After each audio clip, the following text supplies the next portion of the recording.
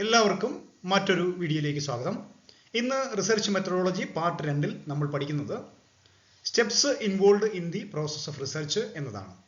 Research പ്രോസസ്സിൻ്റെ സ്റ്റെപ്സുകളെ കുറിച്ചാണ് നമ്മളിന്ന് വിശദമായിട്ട് പഠിക്കുന്നത്. Steps involved in the process of research. Research പ്രോസസ്സിലെ സ്റ്റെപ്സുകൾ ഏതൊക്കെയാണ് എന്ന് നമുക്ക് വിശദമായിട്ട് പരിശോധിക്കാം. The following are the various steps in the research process. താഴെ പറയുന്നതാണ് റിസർച്ച് പ്രോസസ്സിലെ വിവിധ സ്റ്റെപ്സുകൾ. നമുക്ക് നോക്കാം ഏതൊക്കെയാണ് എന്ന്. അതിൽ ആദ്യത്തേത് identifying, evaluating and formulating the research problem. Research പ്രോബ്ലത്തിൻ്റെ ഐഡൻറ്റിഫിക്കേഷനും ഇവാലുവേഷനും ഫോർമുലേഷനുമാണ് ആദ്യത്തെ സ്റ്റേജ് എന്ന് പറയുന്നത്. The most important step in the entire research process is choosing a correct problem for study. ഏറ്റവും പ്രധാനപ്പെട്ട ഒരു സ്റ്റെപ്പാണ് റിസർച്ച് പ്രോസസ്സിലേത്. ഇതിൽ കറക്റ്റ് റിസർച്ച് പ്രോബ്ലത്തിനെ സെലക്ട് ചെയ്യുക എന്നുള്ളതാണ്. അപ്പോൾ പഠനത്തിന് ആവശ്യമായിട്ടുള്ള കറക്റ്റ് പ്രോബ്ലത്തിനെ ചൂസ് ചെയ്യുന്ന ഒരു ഘട്ടമാണിത്. A research problem can be identified successfully on the basis of. അപ്പോൾ റിസർച്ച് പ്രോബ്ലം വളരെ ഫലപ്രദമായ രീതിയിൽ ഐഡൻറ്റിഫൈ ചെയ്യുന്നത് ഈ പറയുന്ന അടിസ്ഥാനത്തിലാണ്. അതിൽ ഒന്നാമത്തേത് the researcher's familiarity and experience. റിസർച്ചറിൻ്റെ പരിചയവും അനുഭവവുമാണ് ഒന്നാമത്തേത്. രണ്ടാമത്തേത് ഗൈഡൻസ് ഫ്രം കൊളീഗ്സിൽ നിന്നുള്ള മാർഗനിർദ്ദേശങ്ങൾ. മൂന്നാമത്തേത് പേഴ്സണൽ ഇൻട്രസ്റ്റ് ആൻഡ് ആപ്റ്റിറ്റ്യൂഡ്, വ്യക്തിപരമായ താല്പര്യങ്ങളും അഭിരുചികളും. അതുപോലെ തന്നെ നാലാമത്തേത് availability of data and other information relating to the particular field of study. ആ പ്രത്യേക ഫീൽഡ് ഓഫ് സ്റ്റഡിയുമായിട്ട് ബന്ധപ്പെട്ടിരിക്കുന്ന ഡേറ്റകളും മറ്റ് ലഭ്യമായിട്ടുള്ള ഇൻഫർമേഷൻ, വിവരങ്ങളും ഒക്കെയാണ് റിസർച്ചർ പ്രോബ്ലം ഐഡൻറ്റിഫൈ ചെയ്യുന്നതിന് വേണ്ടിയിട്ട് റിസർച്ചറെ സഹായിക്കുന്നത്. After selecting the problem, the researcher has to formulate the problem without any scope of ambiguity.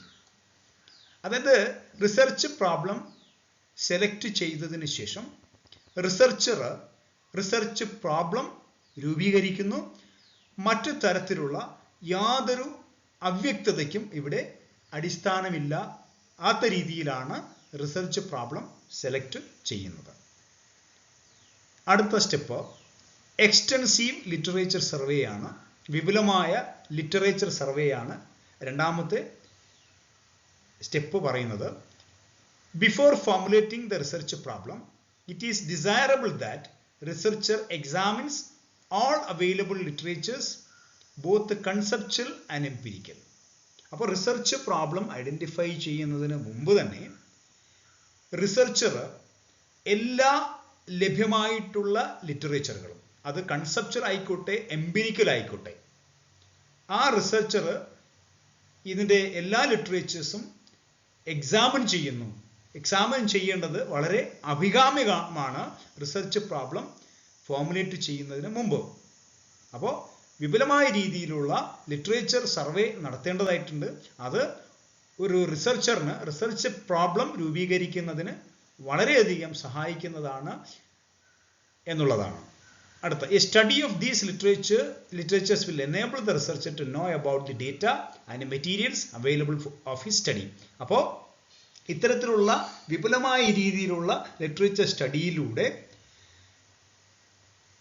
റിസർച്ചറിന് മനസ്സിലാക്കാൻ സാധിക്കുന്നു ഡേറ്റകളെ കുറിച്ചും മെറ്റീരിയൽസിനെ കുറിച്ചും, ലഭ്യമായിട്ടുള്ള മെറ്റീരിയൽസിനെ കുറിച്ചും ഡേറ്റയെക്കുറിച്ചും, അദ്ദേഹത്തിൻ്റെ പഠനത്തിന് ആവശ്യമായിട്ടുള്ള മെറ്റീരിയൽസും ഡേറ്റയെക്കുറിച്ചും അറിയുവാനായിട്ട് റിസർച്ചിനെ സഹായിക്കുന്നതാണ് വിപുലമായ രീതിയിലുള്ള ലിറ്ററേച്ചർ സർവേ എന്ന് ഉദ്ദേശിക്കുന്നത്. അടുത്ത റിസർച്ച് പ്രോസസ്സിൻ്റെ അടുത്ത ഘട്ടമാണ് റൈറ്റിംഗ് എ പ്രൈമറി സിനോപ്സിസ് എന്ന് പറയുന്നത്. Writing A primary synopsis. After formulating the problem, A brief summary of it should be written down. അപ്പോൾ റിസർച്ച് പ്രോബ്ലം രൂപീകരിച്ചതിന് ശേഷം അതിൻ്റെ ഒരു ബ്രീഫായിട്ടുള്ളൊരു സമ്മറി എഴുതേണ്ടതായിട്ടുണ്ട്. അതിനെയാണ് നമ്മൾ സിനോപ്സിസ് എന്ന് പറയുന്നത്. A research worker has to write a synopsis of the topic selected for research work, mentioning the summary of what is going to be done under his research. അപ്പോൾ researcher അല്ലെങ്കിൽ research worker ഒരു synopsis തയ്യാറാക്കണം. ആ സിനോപ്സിസിൽ ഏത് ടോപ്പിക്കാണോ റിസർച്ചിന് select ചെയ്തിരിക്കുന്നത് അതിൻ്റെ സമ്മറിയാണ് തയ്യാറാക്കേണ്ടത്. ആ സമ്മറിയിൽ എന്താണോ ആ റിസർച്ചിലൂടെ ചെയ്യാൻ ഉദ്ദേശിക്കുന്നത് എന്നതിനെ സംബന്ധിക്കുന്ന ഒരു സമ്മറിയാണ് തയ്യാറാക്കേണ്ടത്. അതാണ് സിനോപ്സിസ് എന്ന് പറയുന്നത്. This helps him to have an idea about the facts and figures to be collected and interpretation to be made. അപ്പോൾ ഇത്തരത്തിൽ തയ്യാറാക്കുന്നത് വഴി ഒരു റിസർച്ചറിന് ഏത് ഫാക്ട്സ് ആണോ ഫിഗറുകളാണോ കളക്ട് ചെയ്യേണ്ടത്, ഏത് തരത്തിലുള്ള വ്യാഖ്യാനമാണോ നടത്തേണ്ടത് എന്നതിനെ സംബന്ധിച്ചുള്ള ഒരു ഐഡിയ ലഭിക്കുന്നതിന് വേണ്ടിയിട്ട് ഇത്തരത്തിലുള്ള സിനാപ്സിസ് തയ്യാറാക്കുന്നത് സഹായിക്കുന്നു എന്നുള്ളതാണ് ഇതിൽ പരാമർശിച്ചിട്ടുള്ളത്. അടുത്തായിട്ട് ഐഡന്റിഫൈയിങ് ആൻഡ് ലേബലിംഗ് വേരിയബിൾസ് എന്നുള്ളതാണ് അടുത്ത ഘട്ടം എന്ന് പറയുന്നത്. In any research, the problem under study deals with the relation between variables. അപ്പോൾ ഏത് റിസർച്ചിലായാലും പ്രോബ്ലം അണ്ടർ സ്റ്റഡിയിൽ റിസർച്ച് പ്രോബ്ലത്തിൽ അത് ബന്ധപ്പെട്ടിരിക്കുന്നത് വേരിയബിൾസ് തമ്മിലുള്ള ബന്ധമാണ്. A researcher wants to study how far the change in one variable has the effect on the another variable.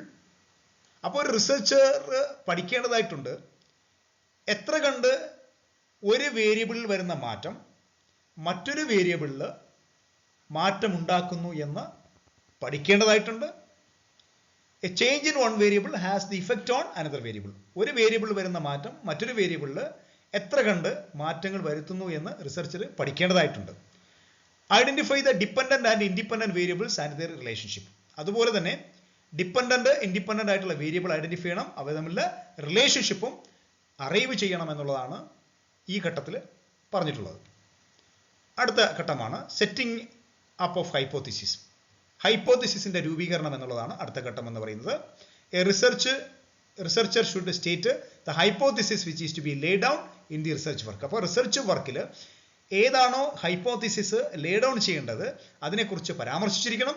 Hypothesis എന്ന് പറഞ്ഞാൽ is A tentative conclusion logically drone എന്നാണ്. അതായത് റിസർച്ചർ താൽക്കാലികമായിട്ട് നൽകുന്ന ലോജിക്കലായിട്ട് താൽക്കാലികമായിട്ട് നൽകുന്ന കൺക്ലൂഷനെയാണ് ഹൈപ്പോത്തിസിസ് എന്ന് പറയുന്നത്. അസംഷൻസ് എന്ന് പറയുന്നത് ടെൻഡേറ്റീവ് കൺക്ലൂഷൻ ലോജിക്കലി ഡ്രോൺ. അതായത് താൽക്കാലികമായിട്ട് നൽകിയിരിക്കുന്ന കൺക്ലൂഷനാണ്, ആ കൺക്ലൂഷൻ ലോജിക്കലി ഡ്രോൺ ചെയ്തിട്ടുള്ളതാണ് ഹൈപ്പോത്തിസിസ് എന്ന് പറയുന്നത്. The research work is conducted to test the truth of this hypothesis. അപ്പം റിസർച്ച് വർക്കർ ഇത്തരത്തിൽ ഹൈപ്പോത്തിസിസ് രൂപീകരിച്ചിട്ട് ഈ അസംഷൻസ് അല്ലെങ്കിൽ ഹൈപ്പോത്തിസിസ് അത് ടെസ്റ്റ് ചെയ്യേണ്ടതായിട്ട് ഉണ്ട് എന്നുള്ളതാണ്. മറ്റൊരു ഘട്ടത്തിൽ അത് ടെസ്റ്റ് ചെയ്യേണ്ടതായിട്ടുണ്ട് എന്നുള്ളതാണ്. The hypothesis should be very specific and limited to the scope of the research work. അപ്പോൾ രൂപീകരിക്കുന്ന ഹൈപ്പോത്തിസിസ് അല്ലെങ്കിൽ അസംഷൻസ് എന്ന് പറയുന്നത് അത് വളരെ സ്പെസിഫിക് ആയിരിക്കണം.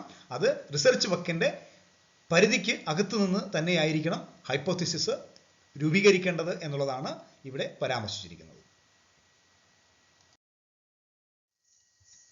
അടുത്തായിട്ടുള്ളത് പ്രിപ്പയറിംഗ് ദി റിസർച്ച് ഡിസൈൻ എന്നുള്ളതാണ്.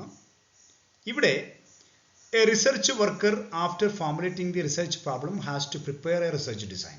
അപ്പോൾ ഒരു റിസർച്ച് വർക്കർ ഒരു റിസർച്ച് പ്രോബ്ലം രൂപീകരിച്ചതിന് ശേഷം ഒരു റിസർച്ച് ഡിസൈൻ തയ്യാറാക്കുന്നു എന്നുള്ളതാണ്.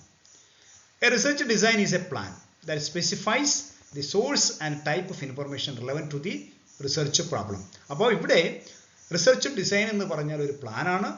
അതിൽ കൃത്യമായിട്ട് സ്പെസിഫൈ ചെയ്തിട്ടുണ്ടാവും ഏത് സോഴ്സ് ആണോ ഏത് ടൈപ്പ് ഓഫ് ഇൻഫർമേഷൻ ആണോ റിസർച്ച് പ്രോബ്ലവുമായിട്ട് ബന്ധപ്പെട്ടത് എന്ന് പരാമർശിച്ചിട്ടുണ്ടാകും എന്നുള്ളതാണ് ഇവിടെ പറഞ്ഞിട്ടുള്ളത്. It is A strategy specifying which approach will be used for gathering and analysing data. അപ്പോൾ ഇവിടെ ഇതൊരു സ്ട്രാറ്റജിയാണ്. അതിൽ വ്യക്തമാക്കിയിട്ടുണ്ടാവും ഏത് അപ്രോച്ചാണ് ഉപയോഗിക്കേണ്ടത്, ഡേറ്റ ഗ്യാദർ ചെയ്യുന്നതിനും അത് അനലൈസ് ചെയ്യുന്നതിനും ഏത് അപ്രോച്ചാണ് ഉപയോഗിക്കുന്നത് എന്ന് പരാമർശിച്ചിട്ടുള്ള ഒരു സ്ട്രാറ്റജിയാണ് റിസർച്ച് ഡിസൈൻ എന്ന് പറയുന്നത്.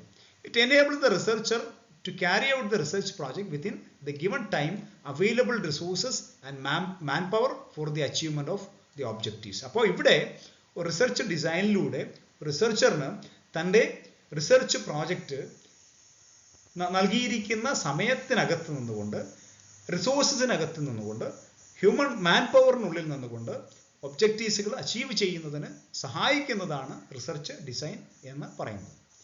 അടുത്തായിട്ട് ഡിറ്റർമൈനിങ് ദ സാമ്പിൾ ഡിസൈൻ. എന്നുള്ളതാണ്. It is not possible to conduct the study of a universe or population by considering all items of the universe. അപ്പോൾ ഒരു റിസർച്ചിന് വേണ്ടിയിട്ട് യൂണിവേഴ്സ് മുഴുവനോ അല്ലെങ്കിൽ പോപ്പുലേഷൻ മുഴുവനോ പഠന വിധേയമാക്കുക എന്നുള്ളത് അസാധ്യമായിട്ടുള്ള ഒരു കാര്യമാണ്. അതുകൊണ്ട് therefore we select some samples from the universe and make studies about the universe through these samples. അതുകൊണ്ട് നമ്മൾ ചില സാമ്പിളുകൾ യൂണിവേഴ്സിൽ നിന്ന് അല്ലെങ്കിൽ പോപ്പുലേഷനിൽ നിന്ന് ചില സാമ്പിളുകൾ കളക്ട് ചെയ്യുന്നു. ആ സാമ്പിളിന്റെ അടിസ്ഥാനത്തിൽ നമ്മൾ യൂണിവേഴ്സിനെ കുറിച്ച് പഠിക്കുന്നു എന്നുള്ളതാണ് ഇവിടെ പരാമർശിച്ചിട്ടുള്ളത്. Sample design is based on the assumption that each sample will represent the entire population. അപ്പോൾ സാമ്പിൾ ഡിസൈനിന്റെ അടിസ്ഥാനം എന്ന് പറയുന്നത് ഈ ഒരു അസംഷനിലാണ്. ഈ അസംഷൻ എന്ന് പറഞ്ഞാൽ യൂണിവേഴ്സിൽ നിന്ന് അല്ലെങ്കിൽ പോപ്പുലേഷനിൽ നിന്ന് കളക്ട് ചെയ്തിരിക്കുന്ന ഓരോ സാമ്പിളുകളും എൻറ്റയർ പോപ്പുലേഷനെ അല്ലെങ്കിൽ എൻറ്റയർ യൂണിവേഴ്സിനെ റെപ്രസെന്റ് ചെയ്യുന്നു എന്നുള്ളതാണ് അസംഷൻ. അടുത്ത, there are many sampling methods for collecting samples such as random sampling, stratified sampling, systematic sampling, cluster sampling, etc. അപ്പോൾ ഒരുപാട് തരത്തിലുള്ള സാമ്പിളിംഗ് മെത്തേഡുകളുണ്ട് സാമ്പിളുകൾ കളക്ട് ചെയ്യുന്നതിനായി. അതിൽ പ്രധാനപ്പെട്ടത് random sampling, stratified sampling, systematic sampling, cluster sampling എന്നിവയൊക്കെയാണ്.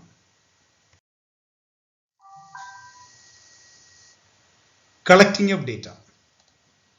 ഡേറ്റ കളക്ഷനുമായിട്ട് ബന്ധപ്പെട്ടതാണ് അടുത്ത ഘട്ടം എന്ന് പറയുന്നത്. ഇത് വളരെ പ്രധാനപ്പെട്ട ഒരു ഘട്ടമാണ്. The data forms the fundamental basis of any study. അപ്പോൾ എല്ലാ റിസർച്ച് സ്റ്റഡിയുടെയും അടിസ്ഥാനം എന്ന് പറയുന്നത് ഡേറ്റ കളക്ഷനാണ് എന്നുള്ളതാണ്. അതുകൊണ്ട് കളക്ഷൻ ഓഫ് ഡേറ്റ എന്ന് പറഞ്ഞാൽ വളരെ പ്രധാനപ്പെട്ട ഒരു ഘട്ടമാണ് എന്നുള്ളതാണ്. There are several ways of collecting the appropriate data. അപ്പോൾ ഉചിതമായ ഡേറ്റ കളക്ട് ചെയ്യുന്നതിന് പലതരത്തിലുള്ള മാർഗങ്ങൾ സ്വീകരിക്കുന്നുണ്ട്. The method of collecting data depends on the nature of investigation, object and scope of study, time involved and accuracy involved, financial resources available, etc. അപ്പോൾ data collection മെത്തേഡുകൾ, രീതികൾ depend ചെയ്യുന്നത് ഇൻവെസ്റ്റിഗേഷൻ്റെ സ്വഭാവം, പഠനത്തിൻ്റെ സ്കോപ്പ്, അതിൻ്റെ ഒബ്ജക്റ്റ്, എത്ര സമയം അതിനകത്ത് ഇൻവോൾവ് ആയിരിക്കും, എത്ര സമയം വേണ്ടി വരും, അതും അതിനെ ആക്യുറസി ഇൻവോൾവ് ആയിരിക്കുന്നത്, അതും ലഭ്യമായിട്ടുള്ള ഫിനാൻഷ്യൽ റിസോഴ്സസ്, ഇവയൊക്കെ തന്നെ ഡേറ്റ കളക്ഷനെ ബാധിക്കുന്ന കാര്യങ്ങളാണ്. The researcher depends on the primary and secondary source of data for his studies. അപ്പോൾ റിസർച്ചർ പ്രൈമറി സോഴ്സ് ഓഫ് ഡേറ്റയും സെക്കൻഡറി സോഴ്സ് ഓഫ് ഡേറ്റയുമാണ് സാധാരണഗതിയിൽ ഡിപ്പെൻഡ് ചെയ്യുന്നത്. Primary data is collected directly from the first hand sources by means of surveys, observations and experimentation and not subject to any processing or manipulation. അപ്പോൾ primary data എന്ന് പറഞ്ഞാൽ അതൊരു first hand source ആണ്. നേരിട്ട് തന്നെ researcher collect ചെയ്യുന്നതാണ്, അതിൻ്റെ സോഴ്സിൽ നിന്ന് തന്നെ കളക്ട് ചെയ്യുന്നതാണ് പ്രൈമറി ഡേറ്റ എന്ന് പറയുന്നത്. അത് സർവേ ഉപയോഗിച്ചോ ഒബ്സർവേഷൻ മെത്തേഡ് ഉപയോഗിച്ചോ എക്സ്പെരിമെൻറ്റേഷനിലൂടെയോ ഒക്കെയാണ് ഇത് കളക്ട് ചെയ്യുന്നത്. ഇത് പ്രോസസ്സിങ്ങിനോ അല്ലെങ്കിൽ മാനിപ്പുലേഷനോ ഒന്നും തന്നെ വിധേയമല്ലാത്തതാണ്. അതായത് ഒരു വ്യക്തി നേരിട്ട് തന്നെ, റിസർച്ചർ നേരിട്ട് തന്നെ കളക്ട് ചെയ്യുന്ന ഡേറ്റയാണ്, ഫസ്റ്റ് ഹാൻഡ് സോഴ്സ് ഓഫ് ഡേറ്റയാണ് പ്രൈമറി ഡേറ്റ എന്ന് പറയുന്നത്. Secondary data is collected by someone other than the user. അപ്പോൾ സെക്കൻഡറി ഡേറ്റ എന്ന് പറയുന്നത് യൂസർ അല്ലാതെ വേറൊരു വ്യക്തി അത് കളക്ട് ചെയ്ത് പ്രോസസ് ചെയ്തിരിക്കുന്നത് മറ്റൊരാൾ റിസർച്ചർ ഉപയോഗിക്കുമ്പോൾ അത് സെക്കൻഡറി സോഴ്സ് ആണ്. The data is already available and analyzed by someone else. ആ ഡേറ്റ മറ്റാരോ അനലൈസ് ചെയ്ത് ഡേറ്റയാണ്, അത് റിസർച്ചർ ഉപയോഗിക്കുമ്പോൾ റിസർച്ചറിനെ സംബന്ധിച്ചിടത്തോളം അതൊരു സെക്കൻഡറി സോഴ്സ് ഓഫ് ഡേറ്റയാണ്. അപ്പോൾ പ്രൈമറി സോഴ്സ് ഓഫ് ഡേറ്റ എന്ന് പറഞ്ഞാൽ റിസർച്ചർ ഫസ്റ്റ് ഹാൻഡായിട്ട് നേരിട്ട് തന്നെ ഫസ്റ്റ് ഹാൻഡ് സോഴ്സസിൽ നിന്ന് കളക്ട് ചെയ്യുന്ന സർവേയിലൂടെയോ ഒബ്സർവേഷനിലൂടെയോ എക്സ്പെരിമെൻറ്റേഷനിലൂടെയോ ഒക്കെ പ്രോസസ്സ് ചെയ്യാതെ നേരിട്ട് പ്രോസസ്സ് ചെയ്തിട്ടില്ലാത്ത, മാനിപ്പുലേറ്റ് ചെയ്തിട്ടില്ലാത്ത ഡേറ്റ നേരിട്ട് കളക്ട് ചെയ്യുന്നതിനാണ് പ്രൈമറി സോഴ്സ് എന്ന് പറയുന്നത്. സെക്കൻഡറി ഡേറ്റ എന്ന് പറയുന്നത് മറ്റാരോ കളക്ട് ചെയ്ത് പ്രോസസ്സ് ചെയ്തിരിക്കുന്ന ഡേറ്റ റിസർച്ചർ ഉപയോഗിക്കുമ്പോൾ റിസർച്ചറിനെ സംബന്ധിച്ചിടത്തോളം അത് സെക്കൻഡറി സോഴ്സ് ഓഫ് ഡേറ്റയാണ് എന്നർത്ഥം. അടുത്ത എക്സിക്യൂഷൻ ഓഫ് പ്രോജക്റ്റ് എന്നുള്ളതാണ്. The project is executed in a systematic manner and in time. അപ്പോൾ ഒരു പ്രോജക്റ്റിനെ കൃത്യമായിട്ടും അത് ഇംപ്ലിമെൻറ്റ് ചെയ്യേണ്ടതായിട്ടുണ്ട്, എക്സിക്യൂട്ട് ചെയ്യേണ്ടതായിട്ടുണ്ട്. അത് സിസ്റ്റമാറ്റിക് ആയിട്ടും ടൈം ബൗണ്ട് ആയിട്ടും ഒക്കെ അത് എക്സിക്യൂട്ട് ചെയ്യേണ്ടതായിട്ടുണ്ട്. The data are to be collected through questionnaire. അപ്പോൾ ക്വസ്റ്റ്യർ വഴിയാണ് ഡേറ്റ കളക്ട് ചെയ്യേണ്ടതെങ്കിൽ questionnaire are to be properly prepared. Questionnaire വഴിയാണോ ഡേറ്റ കളക്ഷൻ നടത്തുന്നതെങ്കിൽ ക്വസ്റ്റ്യർ തയ്യാറാക്കണം. If the data are to be collected through the interviewers, interviewer വഴിയാണ് collect ചെയ്യുന്നതെങ്കിൽ arrangements must be made for selection and training of the interviews. അപ്പോൾ interviewer വഴിയാണ് data collection നടത്തുന്നതെങ്കിൽ അതിനുള്ള അവരെ select ചെയ്യുന്നതിന് അവർക്ക് വേണ്ട മതിയായിട്ടുള്ള പരിശീലനങ്ങൾ നൽകുന്നതിന് വേണ്ടിയിട്ടുള്ള അറേഞ്ച്മെന്റുകളൊക്കെ നടത്തണം. അതാണ് എക്സിക്യൂഷൻ സംബന്ധിച്ച് ഇത്തരം കാര്യങ്ങളാണ് അതിനകത്ത് പരാമർശിച്ചിട്ടുള്ളത്. റിസർച്ച് പ്രോസസ്സിൻ്റെ മറ്റൊരു ഘട്ടമാണ് അടുത്തതായിട്ടുള്ളത് processing, analysis and interpretation of data by statistical method. Statistical method ഉപയോഗിച്ചുകൊണ്ട് ഡേറ്റയെ പ്രോസസ്സ് ചെയ്ത് അനലൈസ് ചെയ്ത് ഇൻ്റർപ്രിറ്റ് ചെയ്യുന്ന ഒരു ഘട്ടമാണിത്. The processing of data consist of editing, coding, classification and tabulation. ഒരു ഡേറ്റ പ്രോസസ്സിങ്ങിൽ ഉൾപ്പെട്ടിരിക്കുന്നത് അതിൻ്റെ എഡിറ്റിംഗ്, കോഡിംഗ്, ക്ലാസിഫിക്കേഷൻ, ടാബുലേഷൻ എന്നിവയാണ്. Editing improves the quality of the data. എഡിറ്റിംഗിൽ ഡേറ്റയുടെ ക്വാളിറ്റി മെച്ചപ്പെടുന്നു. Since it is at the stage the data which is irrelevant can be dropped.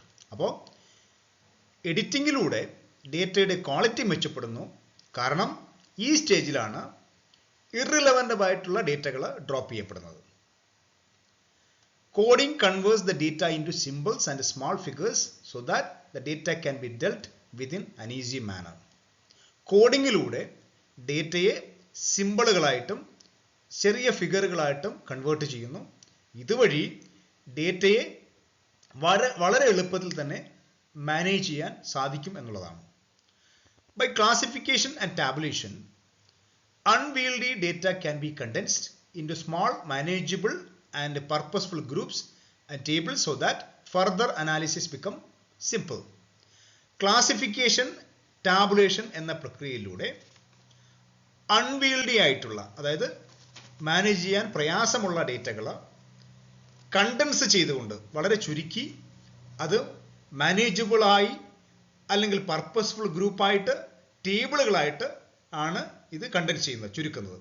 ഇതുവഴി further analysis, പിന്നീടുള്ള അനാലിസിസ് വളരെ എളുപ്പമാക്കുന്ന ഒരു പ്രക്രിയയാണ് ക്ലാസിഫിക്കേഷൻ, ടാബുലേഷൻ എന്ന് പറയുന്നത്.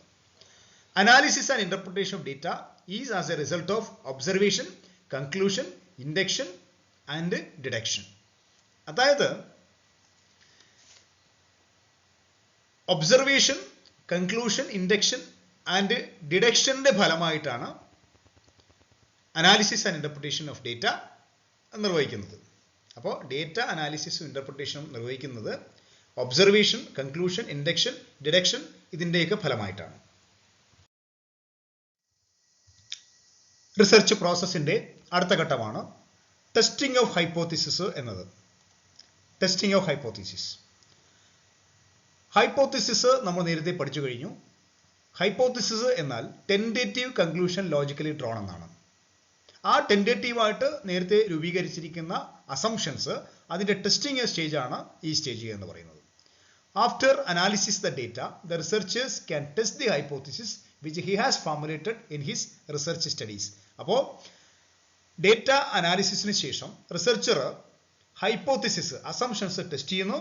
നേരത്തെ രൂപീകരിച്ചിരിക്കുന്ന അസംഷൻസിൻ്റെ സിഗ്നിഫിക്കൻസ് ടെസ്റ്റ് ചെയ്യുന്നു.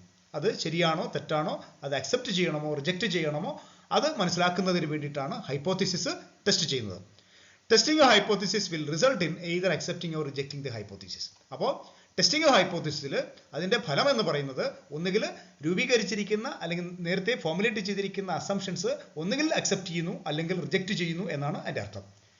Once the hypothesis is accepted, the proposition is concluded to be valid. അപ്പോൾ ഹൈപ്പോത്തിസിസ് അക്സെപ്റ്റ് ചെയ്യുകയാണെങ്കിൽ നേരത്തെ നൽകിയിരിക്കുന്ന പ്രപ്പോസിഷൻ അല്ലെങ്കിൽ അസംഷൻ എന്ന് പറയുന്നത് വാലിഡ് ആയിട്ട് കൺസിഡർ ചെയ്യുന്നതാണ് എന്നുള്ളതാണ്. അടുത്തതായിട്ട് അവസാനത്തെ ഘട്ടം എന്ന് പറയുന്നത് preparation of the report or thesis എന്നതാണ്. റിപ്പോർട്ട് അല്ലെങ്കിൽ തീസസ് തയ്യാറാക്കുന്ന ഒരു ഘട്ടമാണ് ഇത്. അവസാനത്തെ ഘട്ടം എന്ന് പറയുന്നത് the researcher has to finally prepare the report of the work and its outcome. അപ്പോൾ റിസർച്ചർ അന്തിമമായിട്ട് വർക്കിൻ്റെ അല്ലെങ്കിൽ ഔട്ട്കമിൻ്റെ ഒരു റിപ്പോർട്ട് തയ്യാറാക്കുന്നു. ആ തയ്യാറാക്കുന്ന ഘട്ടമാണിത്. A report is a detailed description of what has been done and how it has been done with respect to a particular area or topic. അപ്പോൾ റിസർച്ച് റിപ്പോർട്ട് എന്ന് പറയുന്നത് ഒരു വിശദമായിട്ടുള്ള ഒരു വിവരണമാണ്. അതായത് ഒരു പർട്ടിക്കുലർ ഏരിയ അല്ലെങ്കിൽ ഒരു ടോപ്പിക്കുമായിട്ട് ബന്ധപ്പെട്ട് എന്താണ് ചെയ്തത് എന്നും എങ്ങനെയാണ് അത് നിർവഹിച്ചത് എന്നതിനെ സംബന്ധിച്ചുള്ള ഒരു ഡീറ്റെയിൽഡ് ഡിസ്ക്രിപ്ഷനാണ് റിസർച്ച് റിപ്പോർട്ട് അല്ലെങ്കിൽ തീസസ് എന്ന് പറയുന്നത്. Research report should be simply prepared without giving any ambiguity. അപ്പോൾ റിസർച്ച് റിപ്പോർട്ട് തയ്യാറാക്കുമ്പോൾ വളരെ ലളിതമായിട്ടാണ് തയ്യാറാക്കേണ്ടത്. മറ്റ് തരത്തിലുള്ള ഒരു അവ്യക്തത അതിനകത്ത് ഉണ്ടാകാൻ പാടില്ല എന്നുള്ളതാണ് ഇതിൽ വ്യക്തമാക്കിയിട്ടുള്ളത്.